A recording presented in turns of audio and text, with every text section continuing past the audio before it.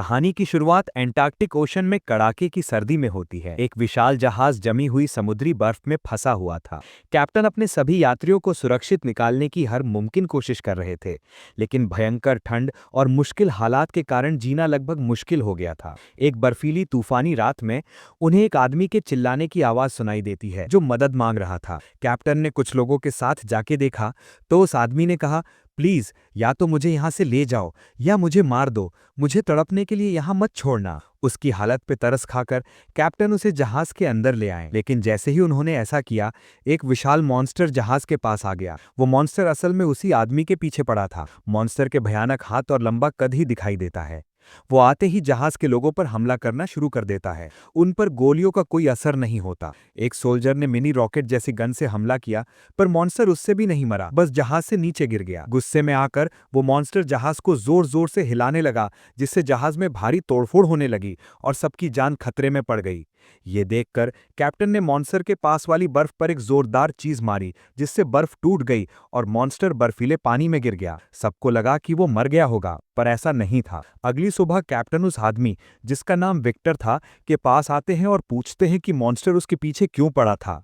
सवाल सुनते ही विक्टर अपनी कहानी सुनाने लगता है और सीन अतीत में चली जाती है। हम विक्टर का बचपन देखते हैं, जब वो 12 साल का था। वो एक बड़े साइंटिस्ट का बेटा था, जो चाहते थे कि विक्टर भी एक साइंटिस्ट और डॉक्टर बने। विक्टर छोटी उम्र में ही साइंटिस्ट बन गया, लेकिन उसकी सारी साइंस बेकार हो गई जब वो अपनी माँ को नहीं बचा पाया। वो अपने डैड पर गुस्सा हुआ कि इस साइंस का क्या फायदा जो उसकी माँ को नहीं बचा सकी। उसके डैड ने समझाया कि किसी इंसान को जिंदा करना उनके बस में नहीं है। यहीं से विक्टर की जिंदगी का नया सफर शुरू हुआ। उसने फैसला कर लिया कि वो कोई ऐसा रास्ता जरूर खोजेगा जिससे मरे हुए इंसानों को दोबारा जिंदा किया जा सके। कोई ऐसा फॉर्मूला या टेक्निक जिसके बारे में उसके डैड को भी नहीं पता हो। सीन वापस वर्तमान में आता है, जहां पानी में दबा हुआ मॉन्स्टर सही सलामत बाहर निकल आता है। हैरानी की बात थी कि इतने ठंडे पानी में रहने के बावजूद उसे कोई नुकसान नहीं हुआ। इसके बाद दृश्य फिर अतीत में चले जाते हैं, जहां विक्टर अपनी खोज में लगा हुआ था। सालों गुजर गए और जब विक्टर 30 साल का हुआ तो उसने आखिरकार बिजली के जरिए इंसानों के ऑर्गन्स का इस्तेमाल करके एक इंसान को जिंदा करने का तरीका खोज निकाला। उसने अपने एक्सपेरिमेंट को बड़े बड़े बिजनेसमैनों की मीटिंग में दिखाया। उसने एक आधे इंसान को मशीन के जरिए जिंदा कर दिया था। ये देखकर सब डर गए, क्योंकि उन्हें लगा कि विक्टर इंसान को जिंदा करके भगवान को चुनौती दे रहा है और खुद को भगवान समझ रहा है। लोगों ने उसे बुरा भला कहा और तुरंत एक्सपेरिमेंट बंद करने को कहा, पर विक्टर नहीं रुका और उसने अपने बनाए हुए ह्यूमनॉइड की ओर एक बॉल फेंकी, जिसे उसने कैच भी कर लिया और बोलकर भी दिखाया। सब लोग और डर गए और विक्टर को वहां से जानने को कहा। कोई भी उसके एक्सपेरिमेंट पर पैसा लगाने को तैयार नहीं था, क्योंकि कुछ लोगों को लगा कि अगर विक्टर की रिसर्च कामयाब हुई तो कोई इंसान मरेगा ही नहीं और दुनिया बहुत ज्यादा भर जाएगी। उदास विक्टर को एक बहुत बड़े बिजनेसमैन ने बुलाया। बिजनेसमैन के पास पैसा और कारोबार तो बहुत था, लेकिन उसकी अपनी जिंदगी कम रह गई थी। वो अपनी बीमारी ठीक करने का तरीका ढूंढ रहा था। विक्टर के एक्सपेरिमेंट के बारे में जानकर उसमें उम्मीद जगी। उसने विक्टर से कहा कि उसे जितना पैसा और जो भी चीजें चाहिए वो सब लाकर देगा। विक्टर अपनी लैब बनाकर अपना एक्सपेरिमेंट पूरा करे, ताकि बाद में वो उसकी जान बचा सके। खुश होकर विक्टर ये खुशखबरी देने अपने भाई विलियम के घर जाता है, जहां उसकी मुलाकात विलियम की वाइफ एलिजाबेथ से होती है। एलिजाबेथ उसे समझाती है कि साइंस और गॉड के बीच एक बारीक रेखा है, जिसे वो पार ना करे और खुद को गॉड ना समझे। विक्टर एक दूर दराज की हवेली में चला गया, जिसे उसने धीरे धीरे अपनी लैब में बदल दिया। उसने चांदी के 2 बड़े बड़े एंटीनास भी मंगवाए। वो जानता था कि एक पूरे इंसान को जिंदा करने के लिए बहुत ज्यादा बिजली चाहिए, जो उस समय बनाई नहीं जा सकती थी। इसलिए उसने आसमान की बिजली का इस्तेमाल करने का सोचा।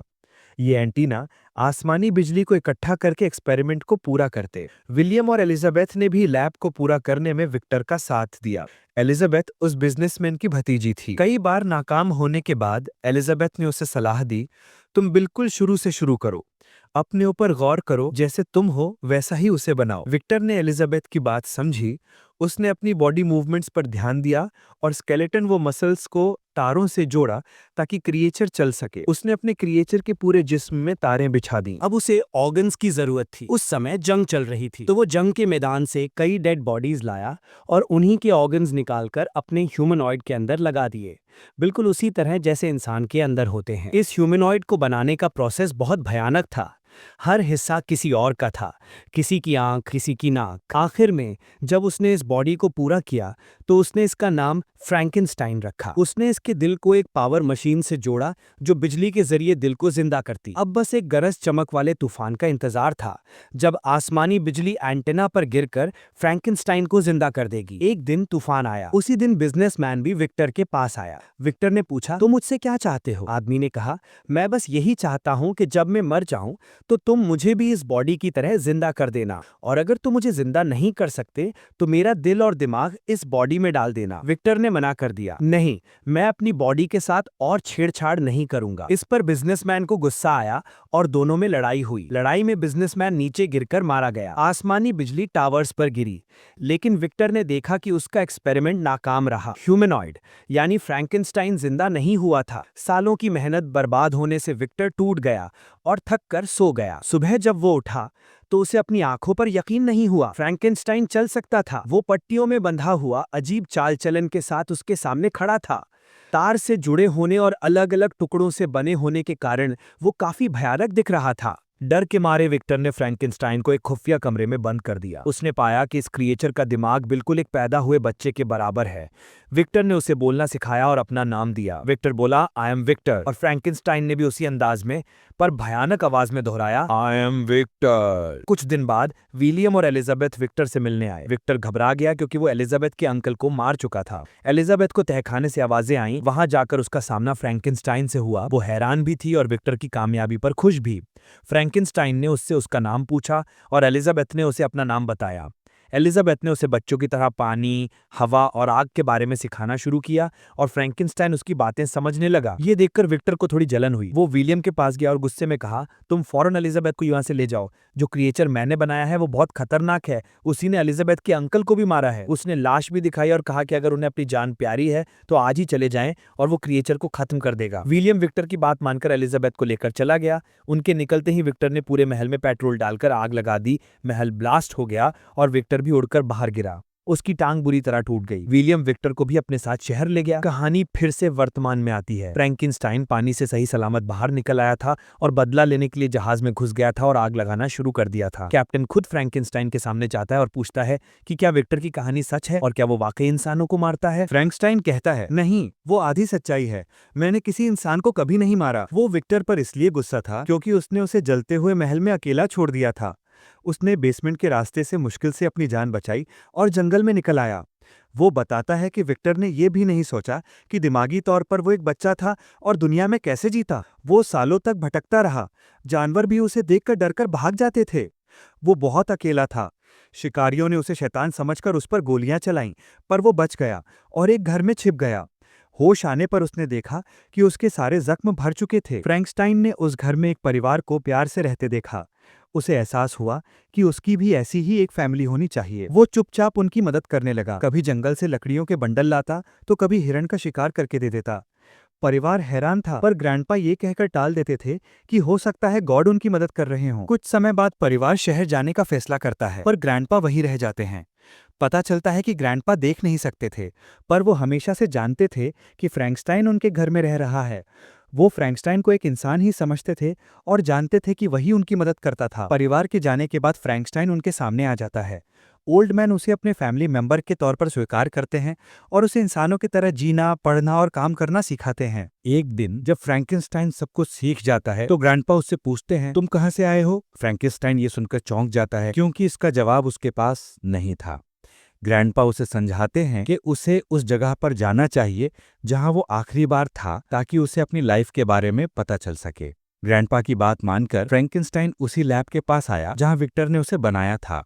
यहाँ उसे विक्टर के एक्सपेरिमेंट के बारे में पता चला कि वो पैदा नहीं हुआ था बल्कि बनाया गया था। उसे यहीं से विक्टर का एड्रेस भी मिला। उसने सोचा कि वो विक्टर के पास जाकर उससे रिक्वेस्ट करेगा कि वो उसी जैसा एक और क्रिएचर बना दे जिसके साथ वो दुनिया में रह सके। ये खुशखबरी सुनाने वो फौरन ग्रैंडपा के पास गया, पर वहां देखा कि भेड़ियों ने ग्रैंडपा पर हमला कर दिया था और वो मरने की हालत में थे। फ्रैंकेनस्टाइन ने कहा, आप मर नहीं सकते, आप ही तो हैं इस दुनिया में मेरे अकेले साथी। तभी ओल्ड मैन के बेटे आ जाते हैं जो फ्रैंकेनस्टाइन को मॉन्स्टर समझकर उस पर पीछे से गोली चला देते हैं। उनसे बचने के लिए फ्रैंकेनस्टाइन भागता है और वे उस पर इतनी गोलियां चलाते हैं कि वो आखिर में गिर जाता है। उन्हें लगा कि वो मर गया, पर वो सिर्फ बेहोश हुआ था।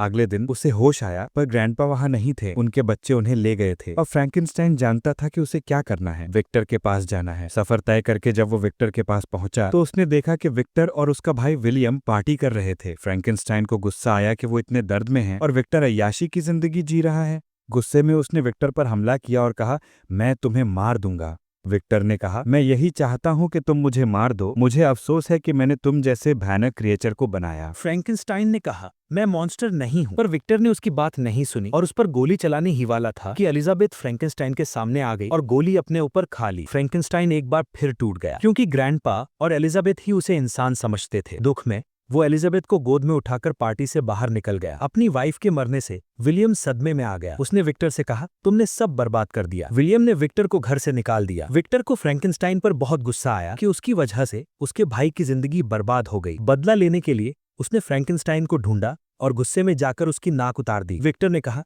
मैं तुमसे अपना बदला लेकर ही रहूंगा। फ्रैंकेनस्टाइन ने कहा, अच्छा, अगर तुम मुझसे अपना बदला लेना चाहते हो तो मुझे ढूंढ लेना। और वो चला गया। सालों तक विक्टर फ्रैंकेनस्टाइन का पीछा करता रहा, उसे मारने की चीजें लेकर। एक दिन फ्रैंकेनस्टाइन खुद उसके सामने आया और कहा, आखिर क्या है तुम्हारे पास मुझे मारने के लिए? लाओ, मुझे दो, मैं खुद अपने आप को मारूंगा, लेकिन अगर मैं न मारा तो मैं तुम्हें मार दूंगा। विक्टर ने फ्रैंकेनस्टाइन के हाथ में डायनामाइट बम पकड़ा दिया, जिससे फ्रैंकेनस्टाइन ब्लास्ट हो गया। पर हमेशा की तरह वो मरा नहीं और कुछ अरसे बाद जिंदा हो गया। इसके बाद वो विक्टर के पीछे पड़ गया, क्योंकि अब अपने कहे मुताबिक उसे विक्टर को मारना था। जब वो विक्टर को टॉर्चर कर रहा था, तभी विक्टर ने कैप्टन और उनके लोगों को मदद के लिए बुलाया था। ये वही सीन था जो मूवी के शुरू में दिखाया गया था। वर्तमान में फ्रैंकेनस्टाइन ही कैप्टन और विक्टर को ये सारी कहानी सुना रहा था। उसने विक्टर से कहा, मैं आपसे ज्यादा कुछ नहीं चाहता था, दिल से आपको मारना भी नहीं चाहता था। बस शुरू में मैं इतना ही चाहता था कि आपको ढूंढूं और आपसे कहूं कि मेरे जैसा एक और बना दो जिसके साथ मैं जिंदगी गुजार सकूं। उसकी बात सुनकर विक्टर की आंखों से आंसू आ गए और उसने फ्रैंकेनस्टाइन से माफी मांगी कि उसने उस पर विश्वास नहीं किया जिसे उसने खुद बनाया था। विक्टर की हालत बहुत खराब थी, वो मरने वाला था। मरने से पहले उसने फ्रैंकेनस्टाइन को कहा, तुम्हें जीना होगा मेरी जगह पर और मुझे माफ भी करना होगा। फ्रैंकेनस्टाइन ने विक्टर को माफ कर दिया और उनकी इस